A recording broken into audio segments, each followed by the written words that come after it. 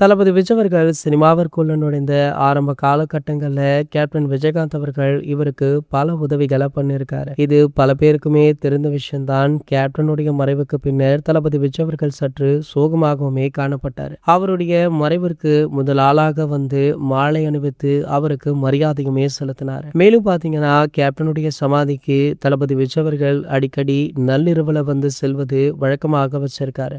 பகல்ல வந்தா கூட்டம் கூடிவிடும், அவரால நெருக்கடி ஏற்பட்டுவிடும் அப்படின்ற மனப்பான்மையுடன் அவர் பலமுறை இது போன்று வந்து செல்வதுண்டு. சமீபத்துல பாத்தீங்கன்னா தமிழக சட்டமன்ற தேர்தலை எதிர்கொண்டிருக்காரு. ரிசல்ட் வர இன்னும் ஓரிரு நாட்கள் தான் இருக்கு. ஆகையால தளபதி விஜய் அவர்கள் அடுத்தடுத்து பல கோவில்கள், அவருக்கு பிடித்த இடங்கள் அப்படின்னு சொல்லி நாளுக்கு நாள் ஏதாவது ஒரு இடத்திற்கு செல்றாரு. அதனுடைய புகைப்படங்கள், வீடியோக்கள் சோசியல் மீடியாக்கள் வழியாகி படு வைரலுமே ஆகுது. இன்று பாத்தீங்கன்னா தளபதி விஜய் அவர்கள் கேப்டன் விஜயகாந்த் அவர்களுடைய சமாதிக்கு சென்றிருக்காரா. சமாதிக்கு சென்றது மட்டுமல்லாமல் அங்கு கேப்டனை வழிபட்டிருக்காரு.